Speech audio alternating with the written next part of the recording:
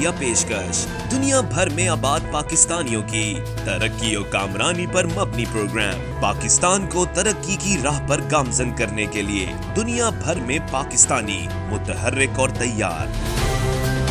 दुनिया भर के मुल्कों में पाकिस्तानी का उनकी तरक्की में हिस्सा देखिए। बैनुल अक़वामी मंजर में पाकिस्तानियों का समाजी, सियासी, तिजारती और मजहबी उमूर में भरपूर किरदार।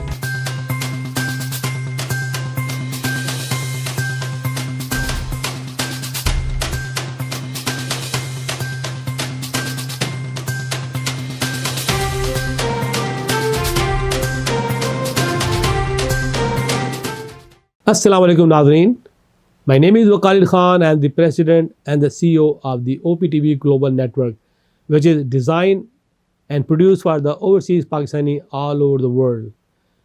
आप देख रहे हैं एक बहुत अच्छा programme cross check.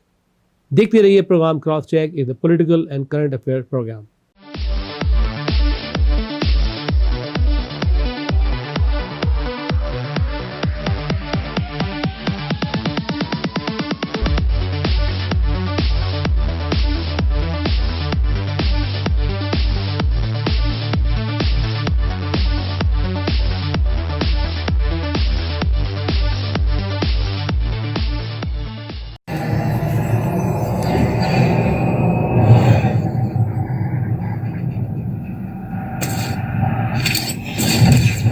Kaba Fusion is a pharmacist-owned, patient-focused team of professionals with over 30 years' experience providing intravenous medication to pediatric and adult patients in the comfort and safety of their own home. Founded by Dr. Sohail Masood, a pioneer in the home infusion industry and recipient of Ernst & Young's Entrepreneur of the Year Award, Kaba Fusion has 28 state-of-the-art compounding pharmacies across the country with service capabilities nationwide. Specializing in IVIG, SCIG, and acute therapies, our highly skilled infusion nurses are present throughout your treatment and our clinicians are on call 24 hours a day. Please visit us at kabafusion.com for more information.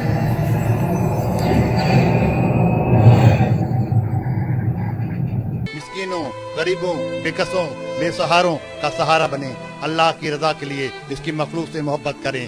दिलाए निजात इनको इन मसाइब और मसाइल से जिनसे वो दो चार हैं।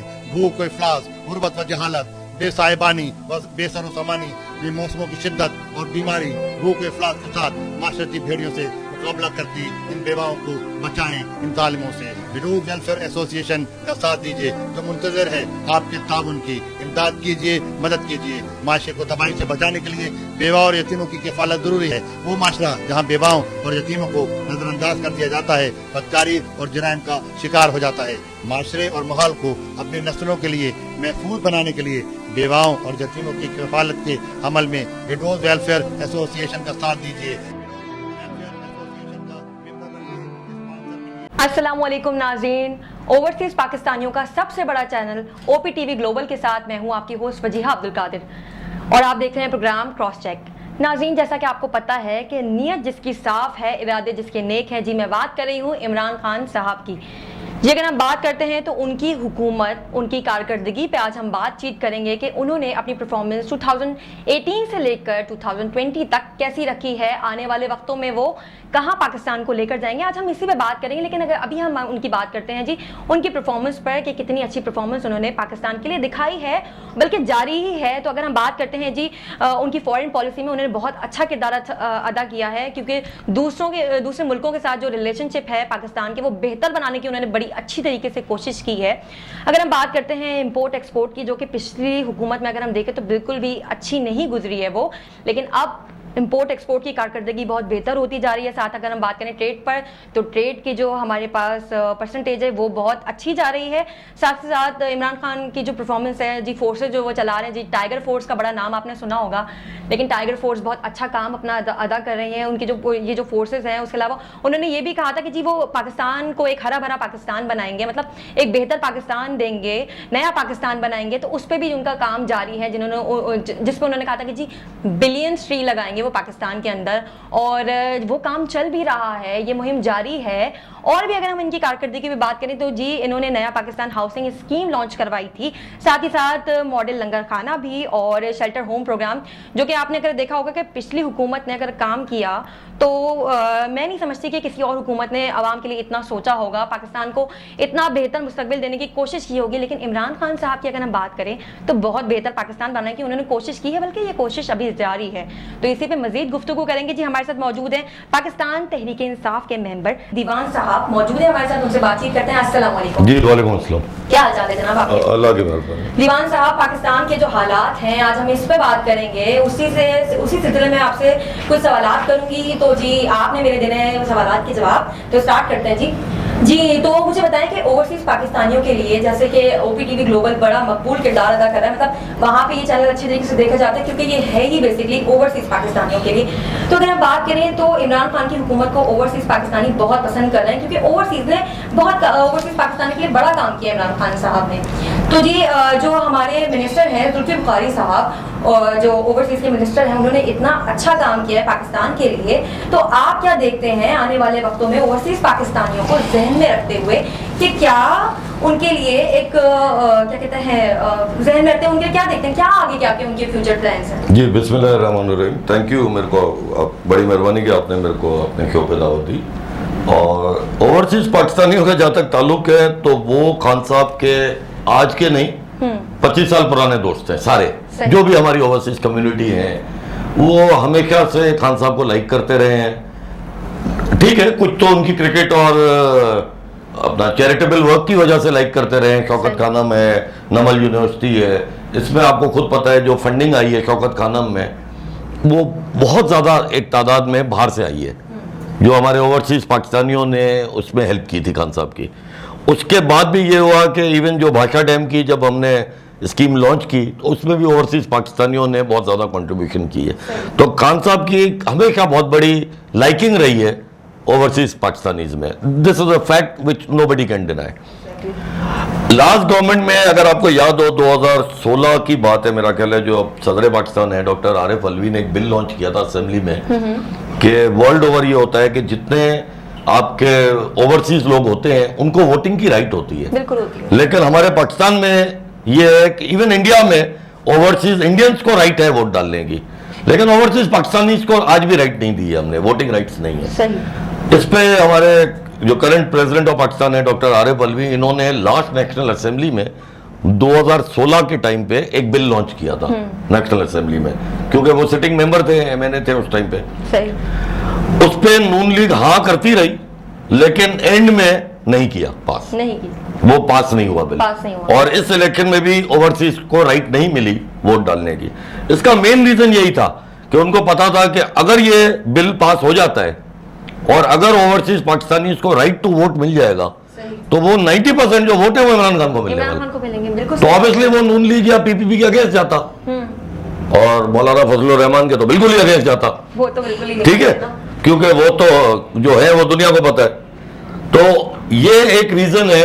अब इस पे पीटीआई खुद वर्क कर रही है, पीटीआई अब हुकूमत में है और इंशाल्लाह ये बिल पास भी हो जाएगा और हमारे ओवरसीज जितने भाई बहन हैं ओवरसीज पाकिस्तानी उनको ये राइट मिल जाएगा। पहली बात। बहुत जबरदस्त। दूसरी बात ये overseas Pakistanis have always stood by Pakistan.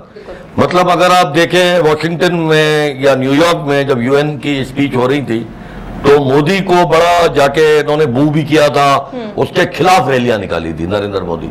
जबकि ओवरसीज इंडियंस ज्यादा है अमेरिका में। अच्छा। नॉर्थ अमेरिका में यूएसए में ओवरसीज इंडियन ज्यादा है, ओवरसीज पाकिस्तानी कम है। लेकिन अगर आप वो वायरल हुई थी उस जमाने में वीडियो, अगर आप वो वीडियो कहीं सोशल मीडिया पे देख लें तो पाकिस्तानी जो है वो कोई 500 खड़े और इंडियंस 50 खड़े हैं। हाँ। क्योंकि हमारी यूनिटी ज्यादा है। बिल्कुल ऐसा ही है। और वो था कि कश्मीर के ऊपर उनको वॉइस उठानी थी, कोई उसमें पाकिस्तान का डायरेक्ट रोल नहीं था, ना वो इमरान खान की मोहब्बत में आए थे, वो कश्मीर में मुसलमान भाई बहनों की मोहब्बत में बाहर निकले थे। बहुत है ना? तो यूनाइटेड है। उन्होंने उसमें बड़ा के हैगलिंग की थी, उसकी अपना हैगलिंग की थी नरेंद्र मोदी की, जिसमें नरेंद्र मोदी वापस भाग गए थे असेंबली बिल्डिंग के अंदर। ये वायरल हुई है वीडियो, ये मेरे पास उस जमाने में कहीं आपको मैं भेज भी दूंगा, ये है मेरे पास कहीं वीडियो। तो ओवरसीज पाकिस्तानी जो है they have always stood for the right. बिल्कुल। ओवरसीज अगेन ओवरसीज की जब आप बात करते हैं तो यूके में जो पाकिस्तानी कम्युनिटी है, जरूरी नहीं हो सारे पीटीआई के हो, उसमें नून लीग की भी एक बड़ी ऑर्गेनाइजेशन है वहां। हाँ बिल्कुल ऐसे। पीपल्स पार्टी की तो मैंने इतनी नहीं देखी है, लेकिन नून लीग की है वहां एक फैन बेस। एमक्यूएम की तो हमेशा ही होती थी, चाहे वो किसी भी शौक में हो। सही। तो ये लोग भी हमेशा, लेकिन जब पाकिस्तान की बात आती है तो ये सब मिल जाते हैं, चाहे किसी भी पार्टी से इनका ताल्लुक हो, और ये मिलके पाकिस्तान के लिए आवाज उठाते हैं, which is a very positive thing. इसमें मेरी पर्सनल कोई लालच नहीं है। I am talking as a Pakistani, not as a PTI. बिल्कुल। रही बात खान साहब की तो वो हमेशा एक बहुत बड़ी फैन बेस रही है, और वो हमेशा अप्रिशिएट करते हैं जो भी खान साहब ने। देखिए खान साहब की जो क्रेडिबिलिटी सबसे ज्यादा बड़ी ना, वो बड़ी रेहम खान कह रहा हूँ, क्या पागल आदमी हो, वो जमाइमा के डाइवोर्स में। अच्छा जी। क्योंकि अंडर यूके लॉज उनको 50% ऑफ जमाइमा की प्रॉपर्टी मिल सकती थी, इसी वजह से उन्होंने 1 रुपया भी नहीं लिया। अच्छा। अगर वो करप्ट होते या अगर उनको पैसे बनाने का शौक होता तो उनको तो उस टाइम पे अरबों पाउंड मिल रहे थे, ले सकते थे, उनका हक है। हाँ। उन्होंने वो वॉलंटियरली गिव अप कर दिया कि मेरी जरूरत नहीं है। तो ऐसे आदमी पे अगर आप क्रेडिबिलिटी नहीं होगी तो किस पे क्रेडिबिलिटी होगी? उन पे जो दोनों हाथों से लूट रहे। तो ऑब्वियसली एक क्रेडिबिलिटी तो उनकी वहां से बन गई। उसके बाद जितने उन्होंने कमिटमेंट्स किए केपीके में, लास्ट टाइम अगर आप देखें तो हमारे को आई थिंक उनका जो हाउस है केपीके का, वो शायद 120 का है या 125 का है केपीके असेंबली का, उसमें हमें तकरीबन 55 वोट मिले थे लास्ट टाइम, 55 सीटें मिली थी, हमारी मेजोरिटी नहीं थी। हमने जमाते इस्लामी के साथ मिलके एक कोलिशन गवर्नमेंट बनाई थी। इस बार हमने 80 से ज्यादा लिए, वहां 2/3 मेजोरिटी लिए, मतलब ज्यादा सीटें ली हैं। तो 55 से आप 80 पे चले गए, एकदम से 30। तो ऑब्वियसली कुछ काम किए होंगे ना। बिल्कुल। वहां 5 साल जो गवर्नमेंट चली उसमें उन्होंने उनके हॉस्पिटल सुधारे, उनका पुलिस का सिस्टम सुधारा।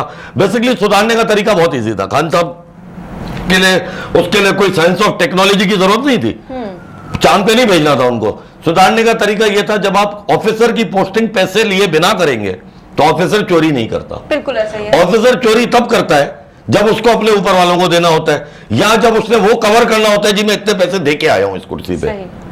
अब आप अगर इस कुर्सी पे बैठी है आज एंकर के रोल में, तो आपने पैसे नहीं दिए इस बात के, आपको तनख्वाह जरूर मिलेगी, लेकिन अगर आप 10 लाख रुपए दे के आती तो आप बोलती यार ये 10 लाख तो मैं बनाऊं।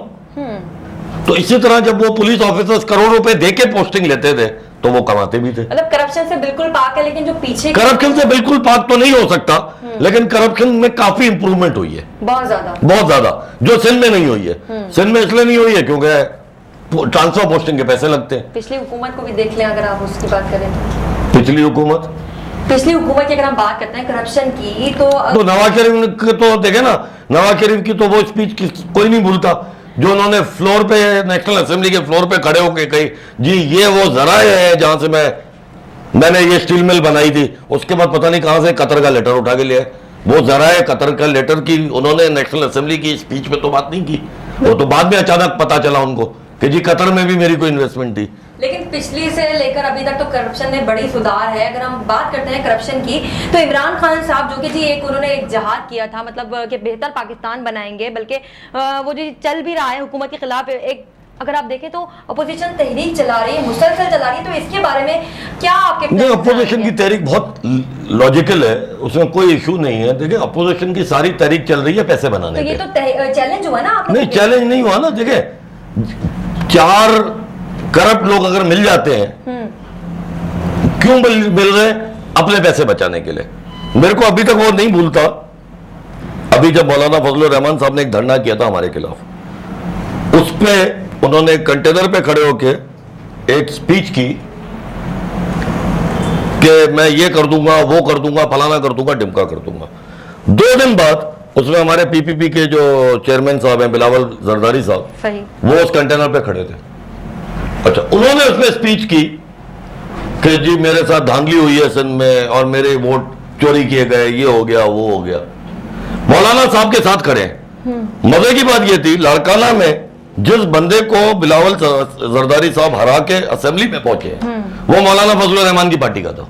सही। मुझे तो समझ नहीं आ रहा था वो उन पे इल्जाम डाल रहे हैं या वो उन पे इल्जाम डाल रहे हैं। खड़े तो दोनों साथ थे, ब्लेम गेम चल रहा था। नहीं, खास खड़े दोनों को ये समझ नहीं आ रही कि बिलावल जो सीट जीता है वो मौलाना के कैंडिडेट को हरा के जीता है, और वो कह रहे हैं मेरे साथ धांधली हुई है। तो एक दूसरे में आपस में की होगी ना।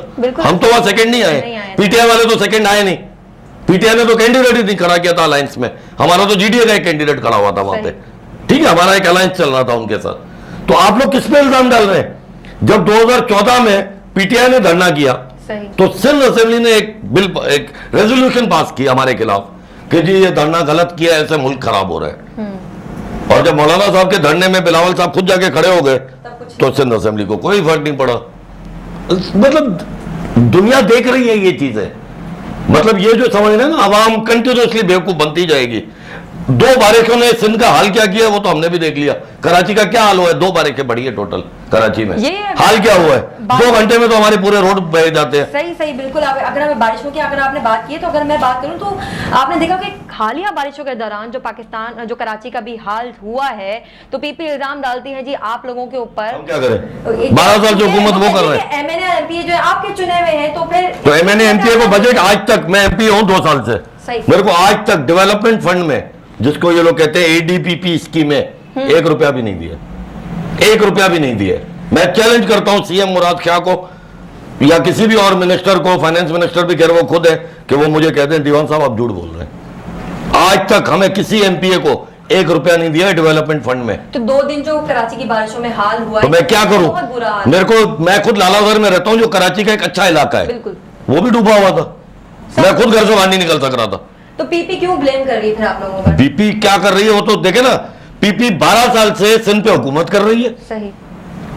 कराची ने पीपीपी को भी 3 सीटें दी हैं इस बार। कराची से इनके कितने हैं? 3 एमएनए और मेरा ख्याल है 5 या 6 एमपी हैं शायद कराची से इनके, मुझे सही याद नहीं है कितने एमपी है, शायद 4 है या 5 होंगे, लेकिन 3 एमएनए मुझे कंफर्म पता है, 2 मलिर के 1 किवाड़ी का। तो इन्होंने कोई ठेका नहीं लिया कराची का, तो फिर अलग कर दे, फिर बोल दे हमसे कराची नहीं संभलता। देखा कराची 90% रेवेन्यू देता है आपको, बिल्कुल ऐसा ही है, और खर्चा आप इसमें 7% करते हैं। आप मेरी लास्ट बजट स्पीच उठा के देख लें जो अभी मैंने की थी हालिया, 1 महीना पुरानी बात है, जून में हमारी बजट असेंबली हुई थी बजट के ऊपर। उसमें मैंने स्पीच में यही कहा था कि कराची रेवेन्यू देता है 90% और आपने कराची पे खर्चा कर रहे हैं 7%, बाकी का कहां जा रहा है? बाकी 93%। आप क्या कर रहे हैं भाई हमारे पैसों का? चले जी मान लिया कि आपने इंटीरियर सिंध को भी, ये हमें क्या बातें करते हैं सिंध वाले, हमारे पीपीपी वाले, 18 अमेंडमेंट 18 अमेंडमेंट में अगर एनएफसी अवार्ड है तो पीएफसी अवार्ड भी है। पीएफसी अवार्ड में ये होता है कि सारे डिस्ट्रिक्ट्स को अपनी आबादी के हिसाब से पैसे मिलेंगे। कराची की जो पॉपुलेशन है लास्ट सेंसस के हिसाब से वो तकरीबन 40% है, तो 90% का 40% पैसे कराची में खर्च होने चाहिए। हाँ। उसकी जगह खर्च हो रहे हैं 7%। ऐसे ही। और हमारे जो फाइनेंस मिनिस्टर हैं, सीएम साहब जो है हमारे मुराद अली शाह साहब, उनको ये बात पता नहीं, कहते हैं मैं हार्वर्ड से पढ़ के आया हूं, पता नहीं अल्लाह बेहतर जाने हार्वर्ड में क्या सीख के आए हैं, मैं क्या बोल।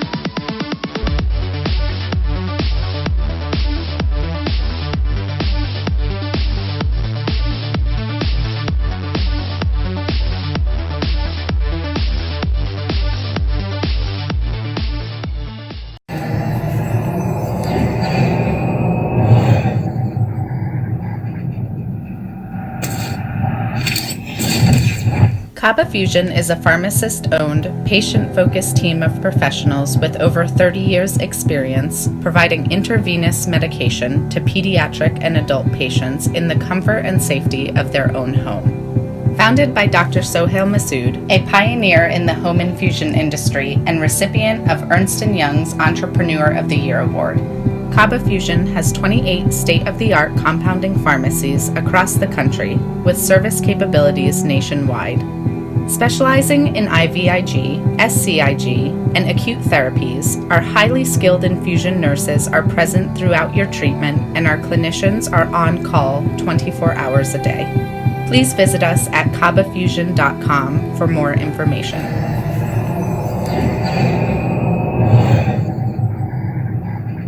मिस्कीनों, गरीबों, बेकसों, बेसहारों का सहारा बने। अल्लाह की रजा के लिए इसकी मखलूक से मोहब्बत करें, दिलाए निजात इनको इन मसाइब और मसाइल से जिनसे वो दो चार हैं। भूख, इफलास, गुर्बत व जहालत, बेसाहिबानी व बेसरो समानी, बेमौसमों की शिद्दत और बीमारी, भूख, इफलास के साथ माशरती भेड़ियों से मुकाबला करती इन बेवाओं को बचाएं इन जालिमों से। विडोज वेलफेयर एसोसिएशन का साथ दीजिए, जो मुंतजर है आपके ताउन की। इमदाद कीजिए, मदद कीजिए। माशरे को तबाही से बचाने के लिए बेवा और यतीमों की किफालत जरूरी है। वो माशरा जहाँ बेवाओं और यतीमों को नजरअंदाज कर दिया जाता है, बदकारी और जराइम का शिकार हो जाता है। माशरे और माहौल को अपनी नस्लों के लिए महफूज बनाने के लिए बेवाओं और यतीमों की किफालत के अमल में विडोज वेलफेयर एसोसिएशन का साथ दीजिए।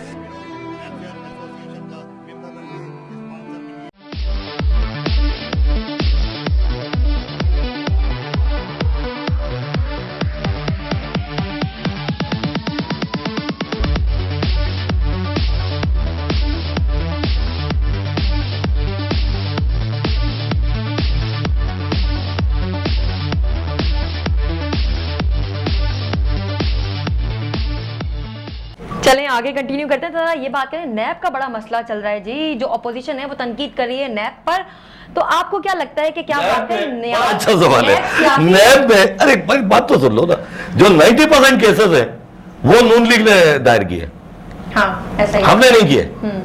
मतलब अगर आज अपना ये जो है आसिफ जरदारी साहब, अपनी फरियाल तालपुर साहिबा, मुराद अली शाह साहब, सईद गनी साहब, इन सब पे जो केसेस चल रहे हैं वो 90% नवाज शरीफ की गवर्नमेंट ने फाइल तो किए। ये हमने नहीं फाइल किए। आजादाना तौर पर अरे भाई हमने नहीं फाइल किए, तो आप हमें क्यों ब्लेम कर रहे हैं? सही बात। अपने कोलेशन पार्टनर को करो ना, जिन्होंने आप पे केसेस फाइल किए थे। जरदारी साहब हर स्पीच में कहते हैं मैं 11 साल जेल में रह के आया हूं। रहे होंगे तो 11 साल में से इमरान खान की गवर्नमेंट में तो नहीं रहे ना। ये सबसे पहले जेल गए थे 1990 में। सही। उस टाइम पे नून लीग के नवाज शरीफ साहब प्राइम मिनिस्टर थे। उसके बाद ये 96 में जेल गए। उसके बाद ये मेरा ख्याल है 99 में जेल गए। 2-2, 3-3 साल के लिए हर टाइम पे जेल में रहे हैं। इसी तरह इनके 11 साल पूरे होते हैं। 2003 में तो मुल्क छोड़ के चले गए थे। 9-11 हो गए थे। जो कहते हैं मैं कभी नहीं भागा, भाई 2003 से लेके 2007 तक जब तक बेनजीर साहिबा की शहादत हुई है ये मुल्क से बाहर थे। ये हिस्टोरिकल रिकॉर्ड में आपको बता रहा हूं, मैं कोई वो नहीं बोल रहा कि कल क्या होना है, मैं तो वो बता रहा हूं जो हो चुका है इस मुल्क में। उसके बाद जब कोई एक तकरीर की थी मेरे आसिफ जरदारी साहब ने कि मैं ईंट से ईंट बजा दूंगा, फौजी तो आते रहते हैं, हम रहते हैं हमेशा। उस तकरीर के बाद ही अगले दिन दुबई गए, 2 साल तक वापस ही नहीं है। ये तो बड़ा गलत हुआ। ठीक है, ये सारी हिस्टोरिकल फैक्ट्स है। सही। और अचानक फिर ये बीमार हो गए थे। तो ये जो हमें क्या कहते हैं कि जी मैं 11 साल जेल में रहा हूं, तो 11 साल आप नवाज शरीफ के दौर में, मुशर्रफ साहब के दौर में जेल में रहे। इमरान खान ने आपको जेल में नहीं डाला था। बिल्कुल ठीक है। तो हमारे पे सारे इल्जाम कैसे आ जाते हैं? आज ये आपस में बेस्ट फ्रेंड बन गए नून लीग और पीपीपी वाले। सही। सारे केसेस इन्होंने एक दूसरे पे किए और एक दूसरे को भुगत रहे। शहबाज शरीफ पे जितने केसेस हैं वो हमने नहीं किए, वो सब पुराने पीपीपी के दौर के केसेस हैं जो वो आज तक भुगत रहे हैं। सही बात है। इनफैक्ट अगर हमारी आप गवर्नमेंट का मिसाल उठाएं तो शुगर रिपोर्ट तो हम ही ने पब्लिश की ना। हाँ। जिसमें हमारे ही लोगों के नाम थे। हाँ, ऐसा ही है। इन्होंने जो अभी जेआईटी पब्लिश की है, ये उजैर बलोच वाली और बल्दिया फैक्ट्री वाली, वो 2015 में जेआईटी बनी है जी। वो या 16 में ये कमीशन बनी थी। 2016 की रिपोर्ट इन्होंने 2020 में जाके पब्लिश की है। 4 साल ये दबा के बैठ गए थे। उसके बाद अली जैदी साहब ने सुप्रीम कोर्ट में कंटेम्प्ट ऑफ कोर्ट डाला, उसके बाद ये रिपोर्ट पब्लिश हुई है। सही। जो अब भी कहते हैं मैं ना मानूं, जिनके नाम है वो कहते हैं हम नहीं मानते। मानने को कोई तैयार नहीं होता, कोई भी नहीं मानता। तो ये 2016 से आज तक आपने दबाई क्यों हुई थी भाई रिपोर्ट? हाँ, कहाँ थी? अगर आप लोग इतने क्लियर हैं, क्या किया आपने? भाई शुगर कमीशन की रिपोर्ट बनी, 1 हफ्ते बाद हमने टीवी पे डाल दी, दुनिया ने देख ली। इन्होंने 4 साल लगाए वो रिपोर्ट पब्लिश करने में। तो जब आप कोई बात छुपाना चाह रही हैं तो इसका मतलब कुछ तो दाल में काला है ना। 4 साल वो भी, वरना क्यों छुपा रही हैं? बिल्कुल सही बात है। आप इतने अगर गामा सच्चार है, इतने आपका पाक दामन है, तो आप 16 में पब्लिश कर देते। नहीं जी, वो तो ये कॉम्प्लिकेशन है, जब रिपोर्ट बन गई है आपके पास पड़ी है, आपने 4 साल उस पर कोई एक्शन नहीं होने दिया। ये जो कौन सा अभी केस, ये कौन सा पुलिस वाला था जिसको जरदारी ने कहा था मेरा सबसे बहादुर सिपाही यही है, राव अनवर? हाँ, शायद यही था। हाँ। क्या हुआ कुछ नहीं पता किसी को, जिसका जो दिल करता है कराची में करके चला जाता है, किसी की तो उसको प्रोटेक्शन हासिल है। अभी जो कौन थे एसएसपी शिकारपुर, जिन्होंने सईद गनी साहब के भाई का नाम ले लिया था किसी ड्रग केस में, उनको क्या किया जी, अगले दिन ट्रांसफर करवा दिया। ये तो गलत किया। तो यहाँ तो यही होता है, अंधेर नगरी चौपट राजा। बिल्कुल ऐसे ही। अच्छा, अगला सवाल मैं करूंगी, जैसे पिछली हुकूमत की बात करें तो उनके रिलेशनशिप्स दूसरे मुल्कों के साथ, दूसरे ममालिक के साथ बिल्कुल भी बेहतर नहीं थे। तो नहीं, बहुत बेहतर थे, मैं आपको इसका जवाब दे रहा हूँ। बड़ी अच्छी हुकूमत है, बड़े अच्छे बेहतर ताल्लुकात इनके बेहतर होते थे हमेशा पर्सनल रिलेशन। सही। बेनजीर साहिबा जितनी बार भी गवर्नमेंट से जब उतरती थी तो कहाँ जाती थी? Direct Washington. वो फिर 5 साल 7 साल वहीं गुजार लेती थी। उनके बहुत अच्छे रिलेशन थे। मेरे को आज तक एक हार्वर्ड की तकरीर याद है 2004 की।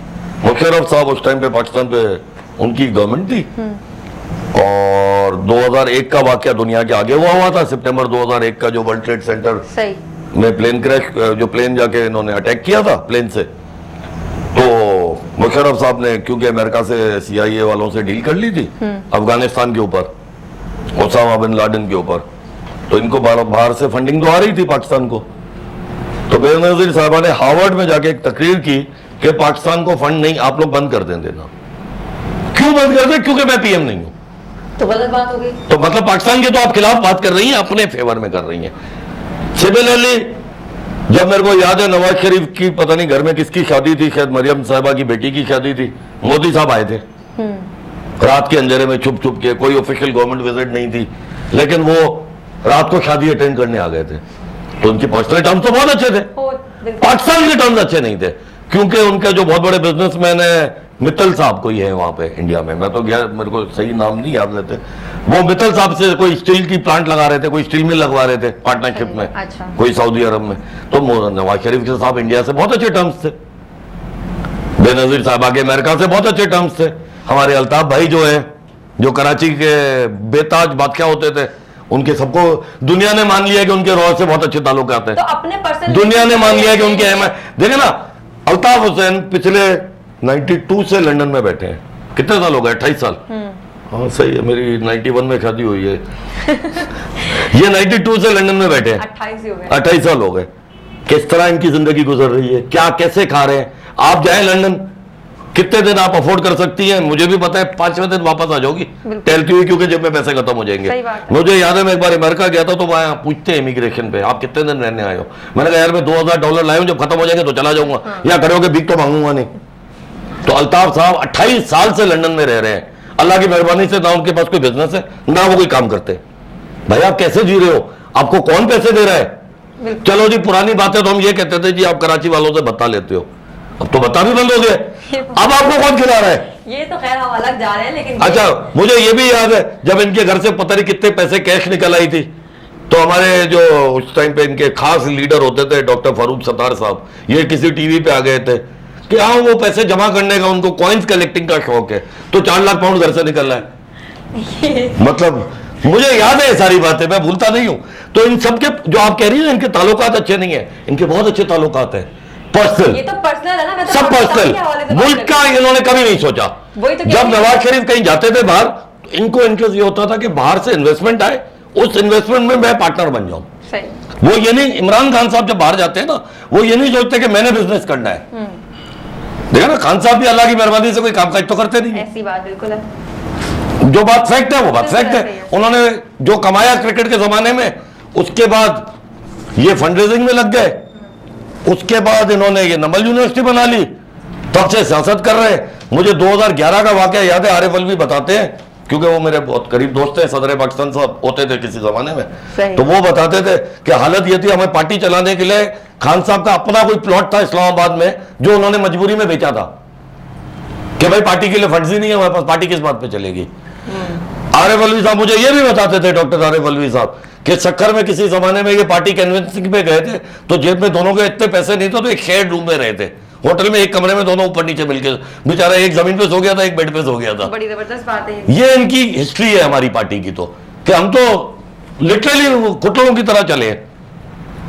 मैं यही कह रही हूँ कि इमरान खान साहब ने कभी नहीं सोचा कि मैं बिजनेस कर लूं। अगर उन्होंने पर्सनल ताल्लुकात भी अपने बनाए तो मुल्क के लिए भी बहुत नहीं, उनके पर्सनल ताल्लुकात इज ऑन मुल्क। मतलब जब जरूरत पड़ी उन्होंने ट्रंप को आंखें भी दिखाई, बिल्कुल। जब यूएन में तकरीर करनी पड़ी, आज तक यूएन में जितनी भी तकरीरें हुई हैं, मैंने भी हिस्टोरिकली देखी है कि नवाज शरीफ साहब ने क्या तकरीर की, बेनजीर साहिबा ने क्या तकरीर की, मैंने भी हिस्टोरिकली वो तकरीरें यूट्यूब पे ढूंढ के देखिए, जिस तरह इन्होंने कश्मीर का मसला उठाया किसी ने आज तक नहीं उठाया। वो जो हमारे तायात चेयरमैन कश्मीर कमेटी रहे मौलाना फजलुर रहमान साहब, उन्होंने तो 12-20 साल में कभी बात ही नहीं की कश्मीर पे, और कश्मीर के अलावा उन्होंने हर चीज पे बात की, बाकी उस पे कभी बात लेकिन उसमें बात नहीं की जिस चीज के आप कमेटी के चेयरमैन है। जैसे बिलावल साहब है, ह्यूमन राइट कमेटी के चेयरमैन है, ह्यूमन राइट के अलावा वो हर चीज पे बात करते हैं। जो एक चीज पे बात नहीं करते वो ह्यूमन राइट पे नहीं करते बिल्कुल बात कि ह्यूमन राइट का क्या ताल्लुक है। उसके अलावा दुनिया का कोई टॉपिक उनको बता दो, इकोनॉमी से लेके दागली तक उनको कोई ना कोई ओपिनियन होता है उनके पास, लेकिन ह्यूमन राइट के उनसे सवाल कर लो तो वो उनको शायद समझ ही नहीं आता। लेकिन है किस चीज के चेयरमैन? ह्यूमन राइट कमेटी के, बात नहीं करते उसके ऊपर। मेरे को एक याद आती है कि इंडिया में एक पिक्चर रिलीज हुई थी, 80s की बात होगी क्योंकि मैं काफी 20-25 सालों में पिक्चर नहीं देखी है। इनकलाब एक पिक्चर का नाम था, अमिताभ बच्चन की एक पिक्चर हुई थी जिसमें इनको चीफ मिनिस्टर बन जाते हैं अमिताभ साहब, और उनको कैबिनेट बनानी होती है, तो उनको कोई लिस्ट दे देता है, सर ये आपकी कैबिनेट होगी। तो जब कैबिनेट के नाम पढ़ना शुरू करते हैं तो पढ़ते हैं जी ये, हाँ तुम सबसे बड़े दुनिया के गुंडे, तुम क्या बनोगे? Law minister. फिर आते जी वो दूसरे नाम पे, तुम जो खाने में मिलावट करते थे तुम्हें क्या बनाया? Food minister. फिर इस तरह एक और नाम पढ़ते हैं, तुम जो अपनी बेटी का घर तुमने तबाह कर दिया तुम बन गए होम मिनिस्टर। और मैं खुद जो पुलिस की इज्जतदार नौकरी छोड़ के सियासत में आ गया, मैं क्या बनूंगा? Chief minister. बोला सही है, गुंडों का राज हो जाएगा और इस मुल्क से गरीबी हट जाएगी, फकीरी बढ़ जाएगी। हमारे मुल्क का भी कुछ ऐसा ही हाल चल रहा है सिंध का। तो कह रहे हैं कि इनकलाब मूवी चल रही है, चलानी चाहिए, उसके बाद वो गन निकालते हैं और सबको गोली मार देते हैं।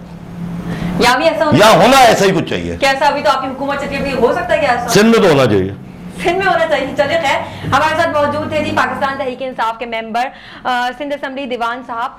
बहुत शुक्रिया, प्रोग्राम में आपने हमें बड़ा टाइम दिया, बड़े अच्छे तरीके से आपने एक्सप्लेन किया हर चीज़ को। जो जो सवाल मैंने किए आपने बहुत अच्छे तरीके से जवाब दिए मुझे, और बताया कि इमरान खान किस तरीके से लेकर मुल्क को चल रहे हैं, आने वाले वक्तों में हमारे क्या प्लान्स हैं वो भी हम साथ साथ देखते रहेंगे। फिर इंशाल्लाह ताला प्रोग्राम में मुलाकात करवाएंगे किसी और से, और उस पर बात करेंगे, पाकिस्तान पर बात करेंगे, क्योंकि चलती रहती है ओवरसीज पाकिस्तानियों का सबसे बड़ा चैनल OPTV ग्लोबल जो है वो बात इसी पे करता है। तो इसी के साथ अपनी होस्ट वजीहा अब्दुल कादिर को दीजिए इजाजत। देखते रहिए OPTV ग्लोबल।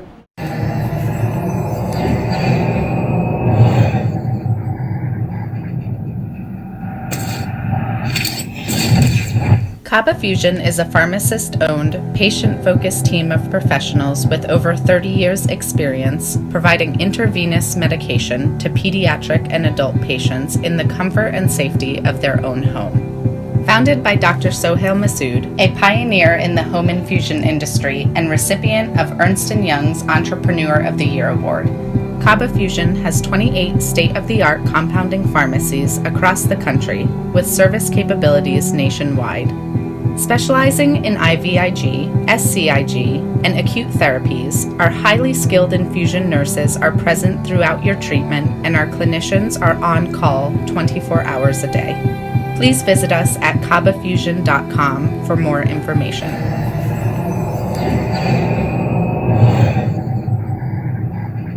मिस्कीनों, गरीबों, बेकसों, बेसहारों का सहारा बने। अल्लाह की रजा के लिए इसकी मखलूक से मोहब्बत करें।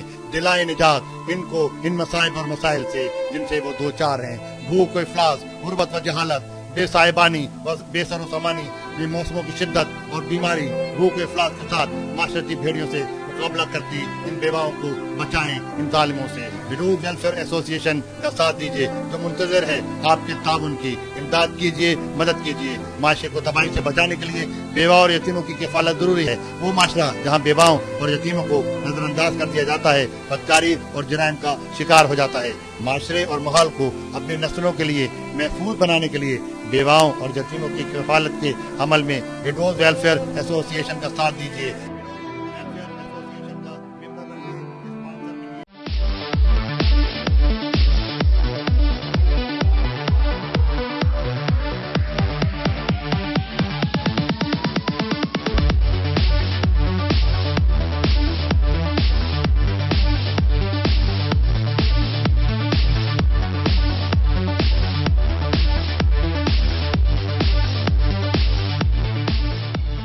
OPTV, आपका अपना चैनल।